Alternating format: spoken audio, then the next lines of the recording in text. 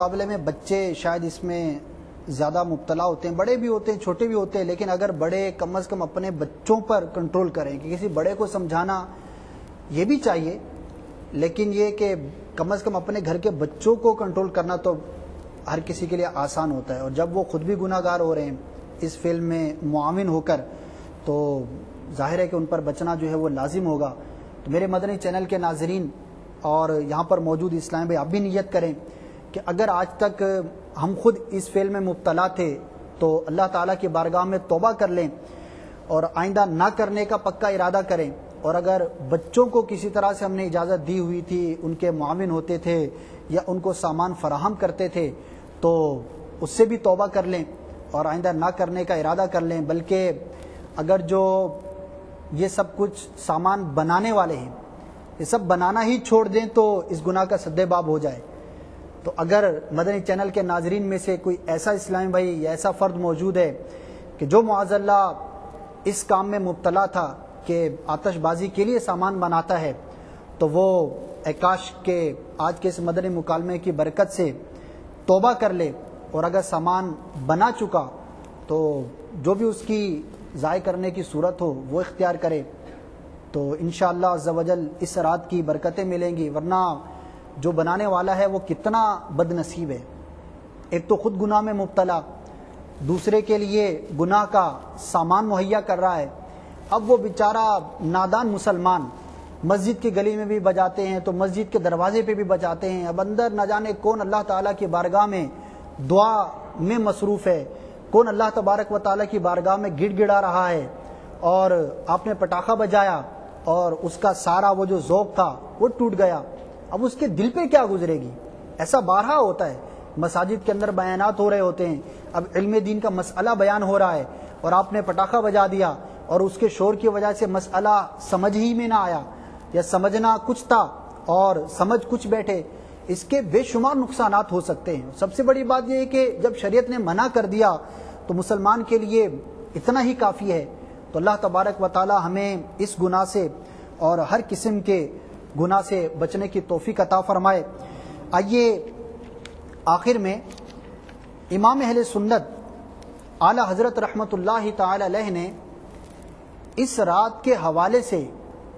مسلمانوں کو کیا پیغام ارشاد فرمایا، آپ کی بارگاہ میں عرض کرتا ہوں، تو توجہ کے ساتھ سنیے۔ امام اہل سنت رحمۃ اللہ تعالی علیہ ارشاد فرماتے ہیں، آپ نے کسی کو یہ تحریر فرمایا، شب برات قریب ہے، اس رات تمام بندوں کے اعمال حضرت عزت عز و جل میں پیش ہوتے ہیں، مولا عز و جل بطفیل حضور پر نور شافع یوم النشور علیہ افضل الصلاۃ والسلام مسلمانوں کے ذنوب یعنی گناہ معاف فرماتا ہے، مگر چند ان میں وہ دو مسلمان جو باہم دنیاوی وجہ سے رنجش رکھتے ہیں، فرماتا ہے ان کو رہنے دو جب تک کہ آپس میں صلح نہ کریں، ایک دوسرے کے حقوق ادا کر دیں یا معاف کرا لیں، کہ بِإِذْنِهِ تعالی حقوق العباد سے صحائف اعمال یعنی اعمال نامے خالی ہو کر بارگاہ عزت عز و جل میں پیش ہوں۔ حقوق مولا تعالی کے لیے توبہ صادقہ کافی ہے، التائب من الذنب کمن لا ذنب لہ، یعنی گناہ سے توبہ کرنے والا ایسا ہے جیسے اس نے گناہ کیا ہی نہیں۔ ایسی حالت میں بِإِذْنِهِ تعالی ضرور اس شب میں امید مغفرت تامہ یعنی مکمل ہے، بشرط صحت عقیدہ یعنی جبکہ عقیدہ درست ہو، وَهُوَ الْغَفُورُ الرَّحِيمُ۔ یہ سنت مصالحت اخوان یعنی بھائیوں میں صلح کروانا اور معافی حقوق بحمدہ تعالی یہاں سالہائے دراز سے جاری ہے، یعنی امام سنت فرما رہے ہیں کہ ہمارے ہاں سالہ سال سے آپس میں ایک دوسرے سے اس موقع پر حقوق العباد معاف کروانے کا عمل بہت سالوں سے جاری ہے۔ امید ہے کہ آپ بھی وہاں کے مسلمانوں میں اجرا کر کے من سن فی الاسلام سنتا حسنتا فلہ اجرها واجر من عمل بها الى یوم القیامہ لا ينقص من اجورهم شیء. یعنی جو اسلام میں اچھی راہ نکالے اس کے لیے اس کا ثواب ہے، اور قیامت تک اس پر عمل کریں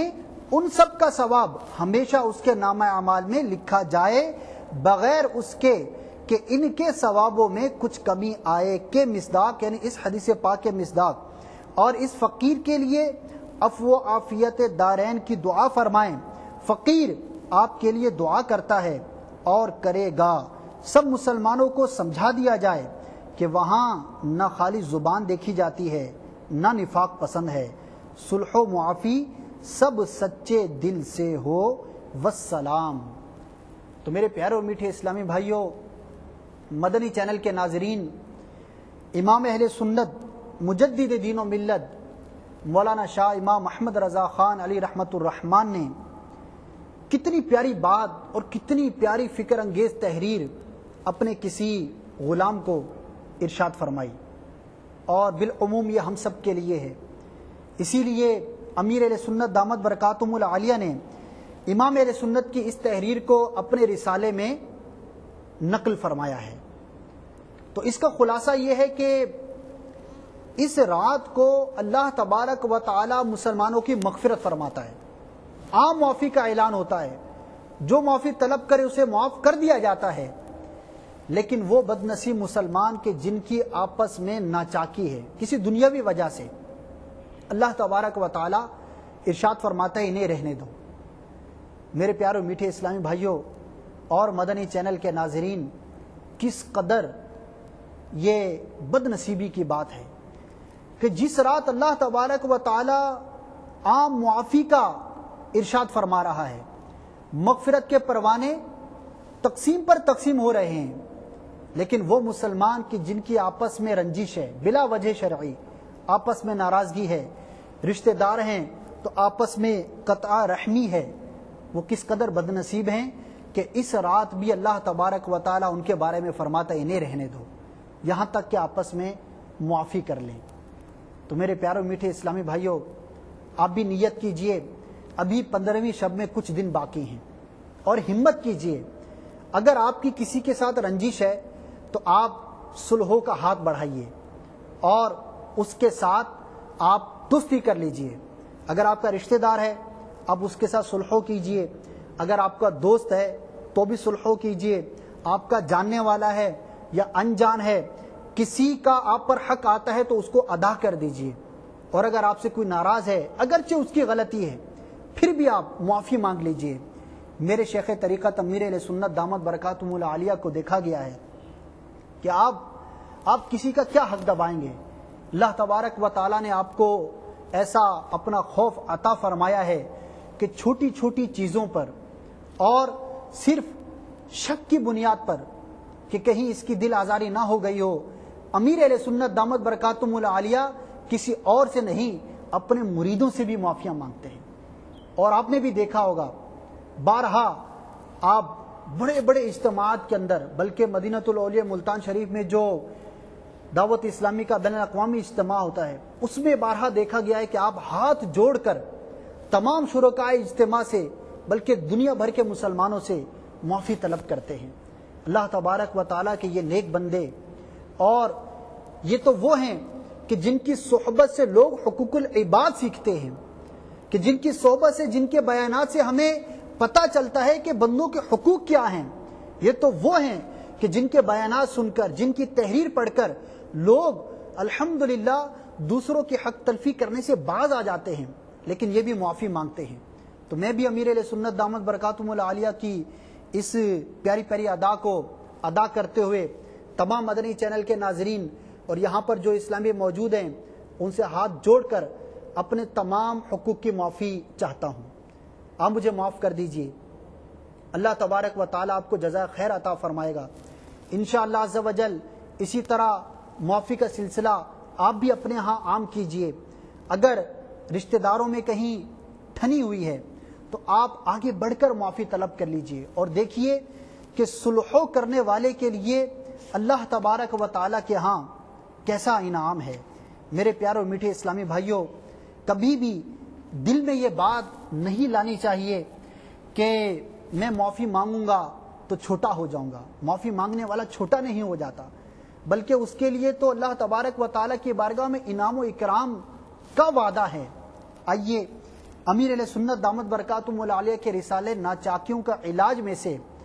کچھ صلحوں کے فضائل آپ کی بارگاہ میں پیش کرتا ہوں۔ آج گھر گھر میں جھگڑا ہے، آپ سمجھ رہے ہوں گے کہ میرا کس سے جھگڑا ہے، آپ ذرا غور کیجئے، انشاءاللہ غور کریں گے تو پتہ چلے گا کہ مجھ سے تو وہ بھی ناراض ہے، مجھ سے تو وہ بھی ناراض ہے۔ آج ہم سے راضی ہے کون؟ آج ہمارا جو اخلاق ہے، ہمارا جو کردار ہے، ہم سے